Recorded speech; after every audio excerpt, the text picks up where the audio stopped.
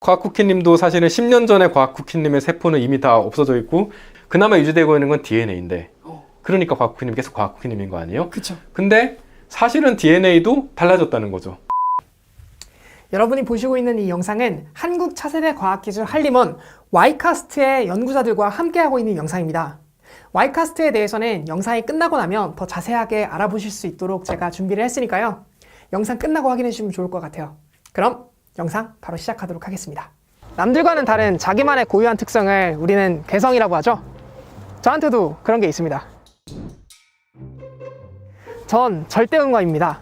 딱히 훈련받은 적도 없고 악기를 어렸을 적부터 배웠다거나 또 뛰어난 음악가로서의 소질이 있지도 않은데 이상하게도 다른 사람들보다 좀 더 음정을 정확하게 파악하는 능력을 태어날 때부터 가지고 있었어요. 예를 들어서 튜닝이 잘만 되어 있다면 어떤 악기라도 그 악기가 내는 소리가 어느 음인지 금방 알 수 있죠.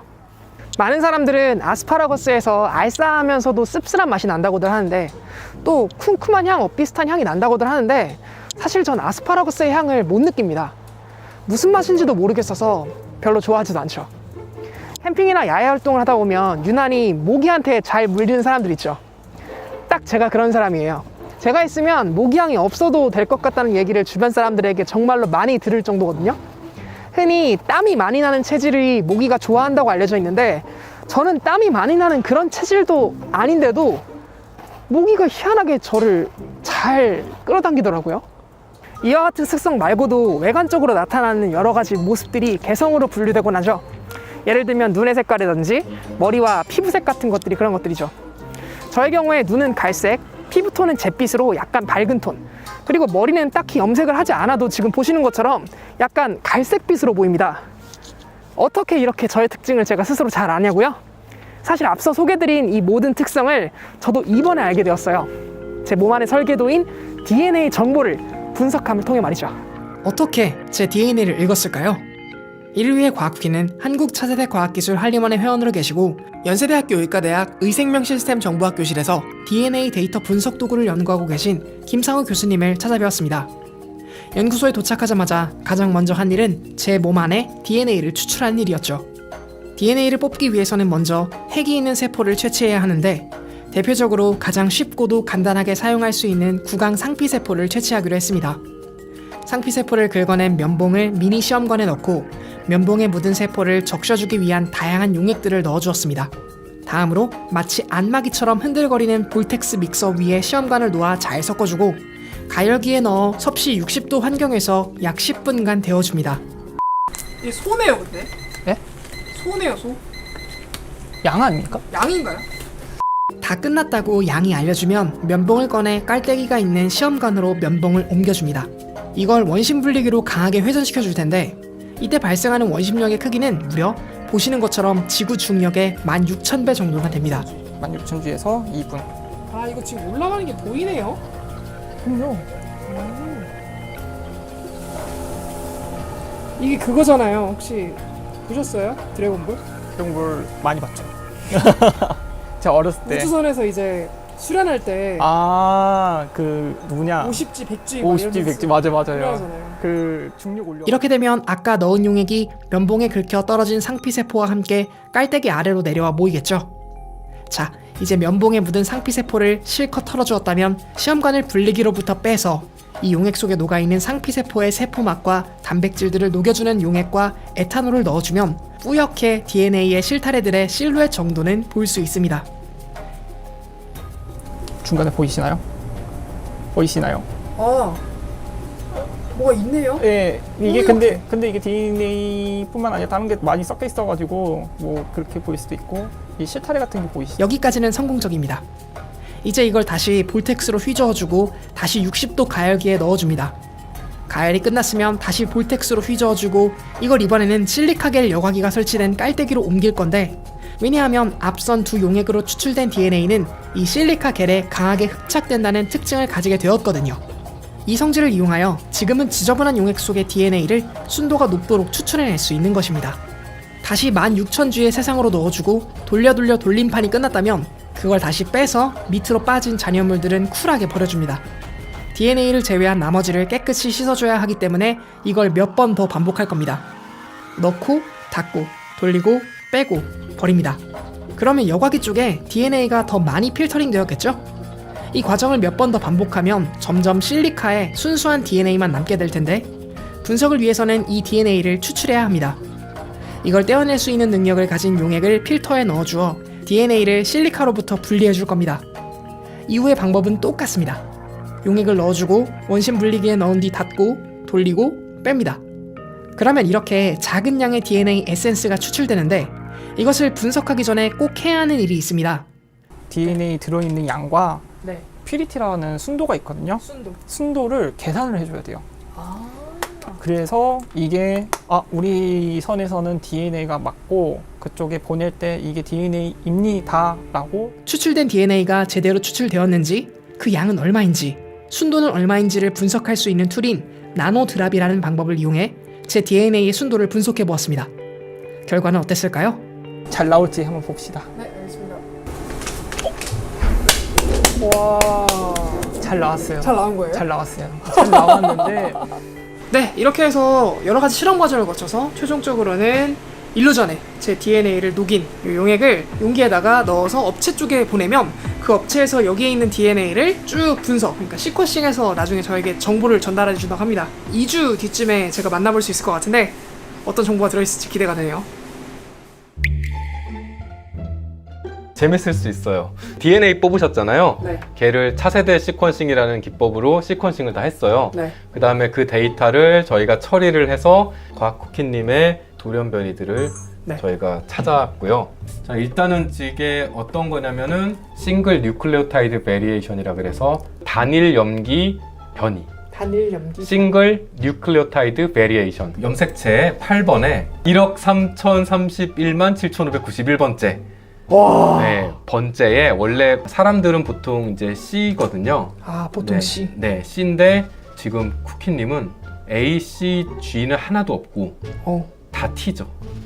그러네요. 네, 이런 변이를 갖고 있는 사람들은 absolute pitch, 절대음감일 가능성이 있다라고 알려져 있어요. 그렇구나. 네, 좋은 거죠. 좋은 거죠. 그렇구나. 저는 절대음감이 아니거든요. 와. 네, 1번 염색체에 요게 해당하는 위치고 네. 사람들이 보통 G를 가지고 있는데 한 염색체 쌍은 하나는 G고 하나는 A다. 오. 네, 이런 걸 다 구별을 할 수가 있거든요. 그렇군요. 네, 근데 이게 있으면은 네. 아스파라거스 후각 상실증과 연관이 있다는 거예요. 아스파라거스 향을 못 맡을 가능성이 있어. 교수님께서 느끼시는 아스파라거스 향이랑 다를 수 있죠. 제가 느끼는 아스파라거스 향이 다를 수 있는 다를 수 거잖아요. 있죠. 다를 수 있죠. 그래서 네. 제가 아스파라거스 싫어하나? 구별이 안 되는 것 같아요. 이 외에도 4번 염색체와 5번 염색체에서도 역시 염기 하나가 다르게 관찰되는 사례가 발생하였는데 이들은 모기를 유도하는 특징, 물린 자리가 더 크고 더 가려움증을 불러일으키는 인자로 나타난다는 것을, 그리고 6번 염색체의 변이를 통해 두 번째 손가락과 네 번째 손가락의 길이의 비율이 달라질 수 있다는 것 또한 알 수 있었습니다. 근데 네. 약지가 이제 긴 사람들이 있어요. 이게 약지가 길 가능성이 높다는 그거거든요. 그러니까 길어요. 검지에 비해. 그러네. 확실히 길어요. 진짜 그러네요. 네. 어, 딱 이거는 뭐 그냥 논란의 여지가 없어요. 논란의 여지가 없네요. 확실히 길어요. 확실히 기네요. 네. 그쵸. 여기 많이 차이 난다. 엄청 차이 나는데요. 오. 이렇게 단일 염기의 변이로 나타나는 개성 외에도 흔히 다인자 요인으로 알려진 이를테면 피부색과 홍채색 등과 같은 것들도 알 수 있었는데요. 그래서 이거를 이렇게 쿠키님에 맞게 이렇게 012를 집어넣으면 그 아이 컬러하고 헤어 컬러가 하고 스킨 컬러가 그 확률들이 나와요. 네, 그런 색깔들은 네. 아까 말씀대로 하나에 의해서 결정되는 게 아니라 많은 애들의 조합에 의해서 결정되기 때문에 다인자 요인의 분석 결과도 우리가 이렇게 뽑아낼 수 있군요. 뽑을 수 있죠. 그래서 와. 아까 전에 그런 그 한 부분씩만 보는 거면은 꼭 이런 차세대 시퀀싱을 하지 않아도 금방금방 볼 수 있는데 네. 저희가 지금 쿠키님을 차세대 시퀀싱으로 전체 전장 유전체를 봤기 때문에 사실은 쿠키님의 30억 모든 유전자 위치의 유전형을 저희가 다 알고 있다고 보시면 돼요. 저만큼 아마 애인도 그렇게 모르실 거예요. 네, 그래서 저희 다 알고 있고 그러니까 네. 동의를 하셨으니까 네, 조심하셔야 돼요. 네. 네. 조심해야 네, 조심하셔야 돼요. 네. P밸류니까 이제 낮을수록 더 유의한 거니까 P밸류의 의미가 뭐죠? 얼마나 유의하냐, 이 관찰 결과가 얼마나 유의하냐를 보는 거죠. 그렇구나. 얼마나 우연히 일어나기 힘든 그런 관찰 결과인가. 아 그렇구나. 네. 그러니까 p-밸류가 높으면 높을수록 그것은 그냥 우연히 그렇죠. 노멀한 사건이고 그 정도는 우연히 일어날 수 있다는 거죠. 그리고 이제 낮으면 낮을수록 우연히 이렇게 나왔을 확률이 낮다 이렇게 보시면 되고, 그 낮은 것들을 위주로 보면은 헤어는 뭐 블랙 헤어와 레드 헤어가 같이 나와서 해석이 좀 애매한데 네. 레드 헤어는 아니시잖아요. 저 네. 염색을 안 했거든요. 네. 근데 약간 붉어 보이지 않나요? 염색하신 거 아니에요? 네, 이게 자연머리예요. 아 진짜요? 네. 그 다음에 스킨은 뭐 very pale skin. 페일이면은 약간 회색빛? 창백하다는 창백한? 뜻인데, 네. 근데 이것 좀 해석이 어려운 게 또 다크 스킨도 같이 뜨거든요. 그러니까 이건 좀, 이게 사실 항상 맞진 않죠. 그래서 아. 다크와 페일을 합치면은 뭐 그냥 적당히 네, 창백한 다크? 회백색. 회백색? 네. 포렌식 사이언스라고 해서 이제 이게 법의학이거든요. 법의학에서 이런 거를 연구를 많이 해요. 법의학이요. 왜냐면 법의학은 범인을 특정해야 되잖아요. 아 그렇군요. 범인 DNA를 찾았어요. 몽타주를 그려야 되잖아요. 그쵸. 그러면 이제 이런 유전자 검사를 이걸 통해서 가지고? 네, 어디가 어떨 것이다. 이걸 자꾸 연결시키는 노력을 많이 하죠. 머리 색깔, 키, 그다음에 뭐 얼굴형 이런 것들을 하려는 노력들을 많이 하죠. 그런데 궁금합니다. 이렇게 뽑은 DNA의 정보란 대체 무엇이길래 이 데이터만으로도 어떻게 개체의 다양한 정보를 미리 알아볼 수 있는 걸까요?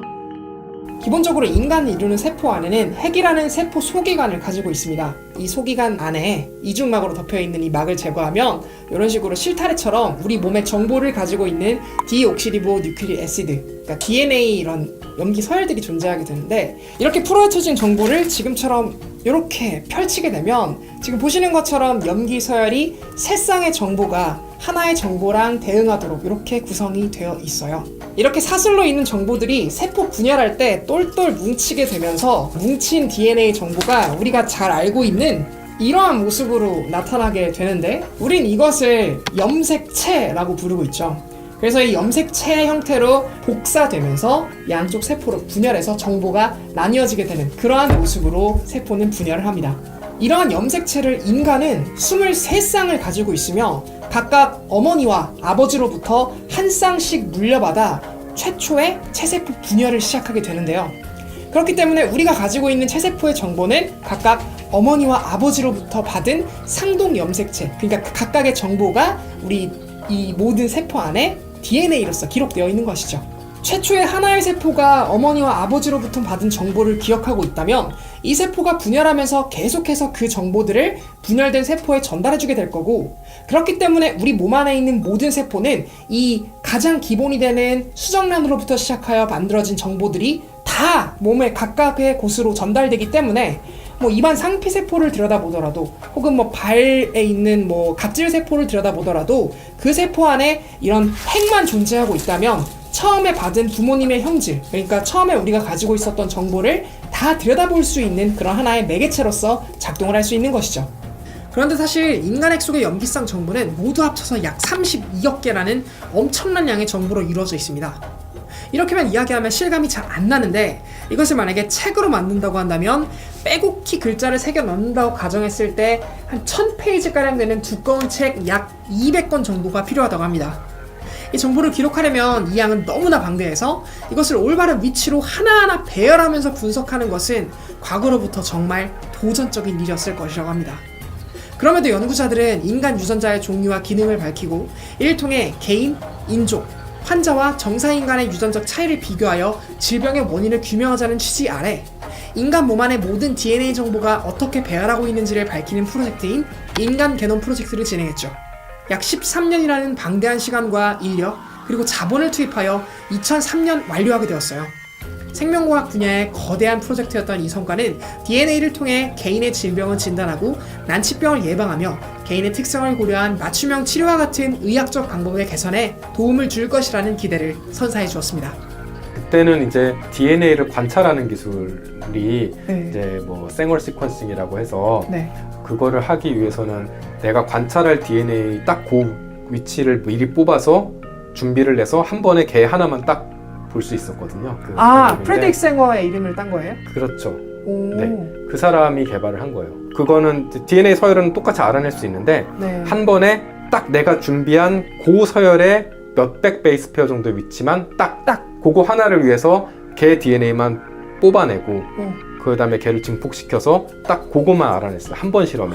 아, 그래서 네. 그렇게 오래 걸렸던 거군요. 그래서 90년도에 시작해서 2003년에 끝난 이유가 네. 30억 베이스 페어를 그런 방식으로 조금씩 하다 보니까 네. 엄청나게 많은 비용과 사람과 필요했던 거죠. 와. 네. 하지만 아무리 DNA 정보를 알아냈다고 해도 한 개인으로부터의 DNA 분석을 이뤄내는데 저렇게 큰 시간과 비용이 소모된다면 이 정보는 아무 쓸모가 없을 것입니다.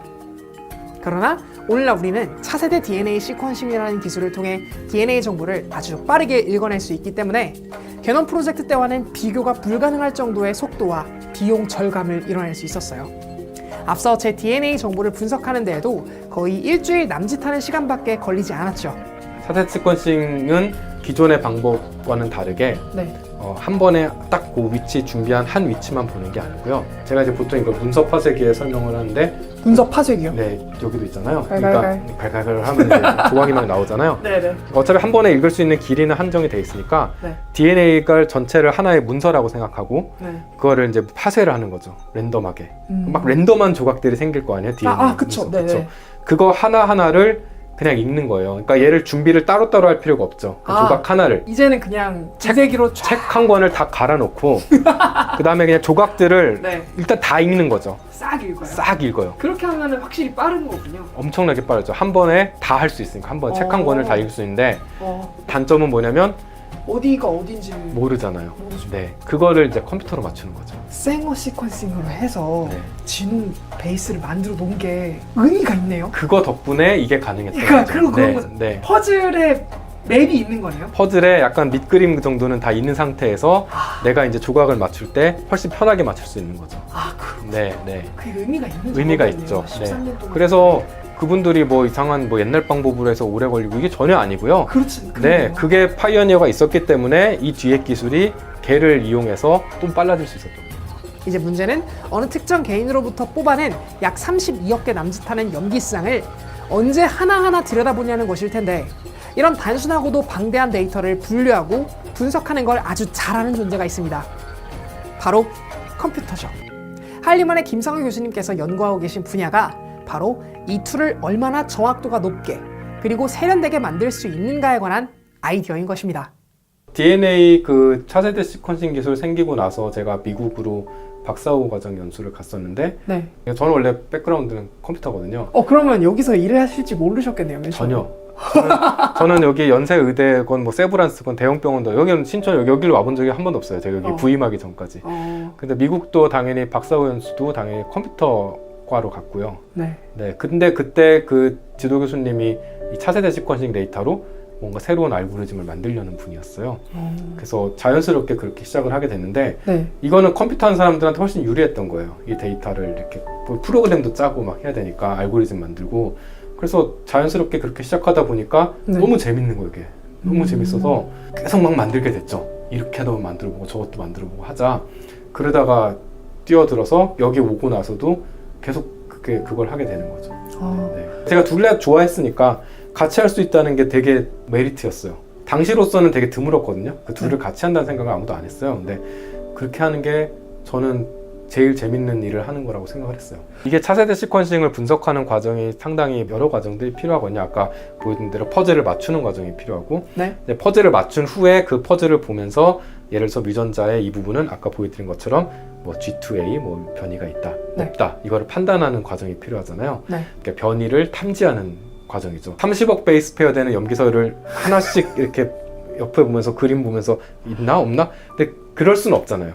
네, 안 도저히 되고 불가능하죠. 그렇게 하면 또 다 틀려요. 왜냐면 사람은 바이애스가 있는, 그러니까 편견이 있는 사람이라서 있다고 싶으면 믿고 막 이런 게 있어요. 그거를 이제 컴퓨터로 읽어서 확률 모델을 먼저 세우는 거죠. 이렇게 나타날 때는 확률적으로 얘가 변이가 있다고 봐야 된다, 없다고 봐야 된다. 이런 확실한 확률 모델을 세워놓고 네. 그거를 컴퓨터로 구현을 해서 그 데이터 파일을 프로그램에 넣어주면 컴퓨터가 쫙쫙 읽고 딱 리스트를 주는 그런 형태로 가는 거죠. 그렇군요. 그렇다면 교수님께서는 이러한 연구를 통해 어떤 것들을 목표로 하고 계시는지 그 부분에 대해서도 여쭈어 보았습니다. 좀 전에 보여드린 것처럼 그 물려받은 생식세포 변이는 쉬워요. 왜냐하면 50% 아니면 100%잖아요. 그런데 체세포 변이들은 그 샘플의 상태나 이런 거에 따라서 적게는 5% 막 3%밖에 없을 수도 있거든요. 변이가. 해당 샘플 내에서. 네. 그런 거는 탐지가 너무 어려운 거예요. 거의 랜덤하게 튀겠네요, 진짜. 막 튀고 그 기계가 불안정하기 때문에 에러도 막 1, 2%씩 막 여기저기 섞여 있기 때문에 에러와 구별도 안 되고 처음에 DNA 추출할 때 그때 발생할 수 있는 오류도 생길 수 있고. 그때도 오류가 생기고요. 시퀀싱 하려고 막 준비하는 시약 처리하고 준비하는 과정에서 생기고요. 시퀀싱 그 자체 기계에서도 생기고요. 그렇군요. 그 다음에 뭐 퍼즐 조각 맞추는 과정에서도 생기고요. 에러가 되게 다양한 게 많이 있거든요. 그래서 1, 2%막 이렇게 에러들이 막 거기 여기저기 랜덤하게 분포하기 때문에 체세포 변이가 분석이 그래서 어려운 거죠. 그래서 그거를 개발하는 거는 사람들이 지금까지도 계속 하고 있는 일이에요. 이게 낮아지면 낮아질수록, 그러니까 신호가 미약하면 미약할수록 분석이 어려운 거예요. 작아도 네. 점점 더 작아도 그래도 구별할 수 있어야 된다고 생각하거든요. 그래서 그거를 저희가 지금 1% 정도까지 낮추는데 성공을 했어요. 와. 네, 그래서 그거를 제가 작년에 논문을 발표를 했던 게 네. 그 논문이었어요. 하나가 있어요. 네. 그렇군요. 네. 또 한 가지는 이제 모자이크 변이라고 해가지고 지금 과학쿠키님도 사실은 10년 전에 과학쿠키님의 세포는 이미 다 없어져 있고 그나마 유지되고 있는 건 DNA인데 그러니까 과학쿠키님 계속 과학쿠키님인 거 아니에요? 그쵸. 근데 사실은 DNA도 달라졌다는 거죠. 그죠. 네, 계속 살아가면서 달라지니까. 그 말은 뭐냐면 맨 처음 태어날 때 그 수정란으로부터 사람이 만들어지잖아요. 네. 그러니까 원래 많은 사람들은 세포 하나가 분열돼서 사람을 만들었으니까 우리 사람의 모든 세포도 다 같은 정보를 갖고 있을 것이라 생각을 했지만 네. 살다 보니까 그게 아닌 거죠. 뭐 식도라든지 아니면 뭐 자궁 내막이라든지 또 뭐 대장이라든지 이런 데들을 정상 사람들의 조직들을 이런 유전체 분석을 통해서 관찰을 해봤어요. 네. 그랬더니 나이를 먹으면서 변이들이 누적되는 게 눈에 보이는 거예요. 변이들이 누적되는 게. 네네. 그러니까 그런 변이들이 그냥 단순한 변이가 아니라 암을 일으키는 변이들도 실제로 벌써 정상인 사람 몸에 생겨 있는 거예요. 나이가 먹을수록 나이가 먹은 사람들은 그런 변이가 더 많이 생겨 있고 그러면 뭘 이게 의미하냐면은 더 나아가서는 암이 생기기도 전에 변이를 보고 미리 그 사람에 대한 뭐 치료를 한다든지 그런 걸 파악하려는데 사실은 정상 세포들은 암처럼 막 이렇게 자기 복제를 해서 분열을 하지 않기 때문에 네. 그런 변이들이 있어도 되게 미미하게 남아있겠죠. 우리가 샘플을 보더라도. 그러니까 그 미미한 정도가 제가 아까 보여드렸던 5%, 1% 정도 얘기가 아니라 진짜 세포 단위로 미미할 수도 있는 거잖아요. 네. 그런 것들을 만약에 미리 알 수 있다면 미리 알고 좀 검사도 해보고 할 수 있다면 당신은 지금 한참 변이가 진행 중인데 좀 있으면은 암이 생길 수도 있겠다. 그러네요. 마치 프리크라임처럼 범죄가 네. 일어나기 전에. 마이너리티 리포트처럼 이게 좀 공상과학 같은 얘기인데 네. 암도 생기고 나서 많이 열심히 치료를 해봤지만 생각보다 그렇게 성과가 좋지 못했거든요. 그러면 일찍 치료한 쪽으로, 일찍 발견한 쪽으로 가자라고 하면은 유전자적인 입장에서는 이런 기술들이 빨리 셋업이 돼서 이거를 좀 미리 찾아낼 수 있으면 도움이 되겠죠. 네. 그렇군요. 네. 어떤 부위에 어느 위치에서 예. 발병 가능성이 있을 수도 있다라고 하는 걸 DNA적으로 찾아낸다면 금방 선제적으로 대응할 수 세포로 봤을 있으니까. 때는 멀쩡한데 네. DNA적으로는 이미 진행 중이다. 약간 진행 중이다. 네, 그렇게 알 수도 있는 거죠. 그렇군요. 네, 그래서 그런 거를 해보려고 저희도 지금 노력을 많이 하고 있습니다. 그렇군요. 네. 오늘 긴 시간 좋은 말씀 감사드립니다. 네, 저희가 더 재밌었고. 보다 정밀한 분석 툴을 만들어 시퀀싱된 DNA로부터 유효한 정보를 정확하게 이끌어내는 분석 기술. 13년에 걸친 대규모 프로젝트인 인간 게놈 프로젝트로부터 탄탄하게 다져진 기반을 통해 차세대 시퀀싱 기술로 아주 적은 비용으로 빠르게 개인의 DNA를 추출할 수 있는 인간은 이제 이 방대한 데이터로부터 유의미한 정보를 정확하고 빠르게 알아낼 수 있는 영역으로 나아가고 있다는 것을 교수님과의 미팅을 통해 알 수 있었습니다. 이제 이 기술은 단순히 개개인의 외형이나 특성 등을 파악하는 것을 넘어 몸 안에서의 DNA 변이 과정을 면밀히 분석하고 다가올 미래를 위한 예측으로서의 툴이 될 수 있다는 것을 교수님의 설명을 통해 알 수 있었습니다. 교수님의 연구가 더욱 진전되어 DNA 분석의 챌린징한 영역인 체세포 변이를 좀 더 명확하게 밝혀낼 수 있게 된다면 이를 통해 찾아낸 미시세계의 단서를 활용해 유전적 특성으로 나타날 수 있는 암과 같은 질환을 예측하고 진단하는 것이 가능한 세상이 가까운 미래에 도래하기를 진심으로 바라봅니다. 과학후기였습니다. 감사합니다. 영상 재미있게 보셨나요? 이 영상은 한국차세대 과학기술 한림원의 제작 지원과 한림원의 회원으로 계신 김상호 교수님의 도움 및 자문을 통해서 제작될 수 있었습니다. 영상이 제작될 수 있도록 지원을 해준 한국차세대 과학기술 한림원은 우리나라의 우수한 젊은 과학기술인들이 가진 잠재적 역량을 이끌어내고 미래를 위한 국가 대표 과학기술인으로서의 역할을 지원하는 체계적 시스템을 구축하기 위해서 설립된 권위 있는 학술기관입니다. 기관이 하는 일에 대해서 간략히 설명드리자면 국내의 젊은 과학자들의 미래에 대한 가능성을 넓혀주고 획기적인 도전의 기회를 부여하기 위해 다양한 노력과 활동을 지속적으로 추진하고 있으며 이를 통해 독창적인 연구를 더욱 원활히 할 수 있도록 회원 연구자들의 연구를 돕는 역할을 수행하는 기관이죠. 제 채널을 보고 계신 구독자분들 중에서 과학자를 목표로 하고 계신 분이 많을 것으로 알고 있는데 한국 차세대 과학기술 한림원의 회원이 되는 것을 하나의 목표로 삼는 건 어떨까 싶습니다. 과학쿠키 채널은 여러분들의 영상 몰입을 위해서 메인 영상이 진행되는 동안에는 광고가 노출되지 않도록 임의로 설정하고 있습니다. 그러한 이유에서 채널 운영의 대부분은 후원금 및 영상 제작 지원을 통해서 이루어지고 있죠. 아래 설명란에 있는 링크 또는 구독 버튼 옆에 있는 멤버십 가입으로 채널에 후원을 해주실 수 있습니다. 여기 크레딧으로 올라가고 있는 모든 분들께서 후원을 통해 채널 운영을 도와주고 계시죠. 추가로 후원해주시는 분들께서는 영상이 제작되는 동안에 미공개 영상도 만나보실 수 있도록 도와드리고 있으니까요. 연구자들의 이야기와 영상 속 뒷이야기가 궁금하신 분들께서도 멤버십 가입으로 비하인드 영상을 만나보시는 것도 좋을 것 같네요. 영상 끝까지 시청해주셔서 감사드립니다. 전 또 다음 영상으로 여러분들을 찾아뵙도록 하겠습니다. 언제나 그랬듯 과학을 쿠키처럼.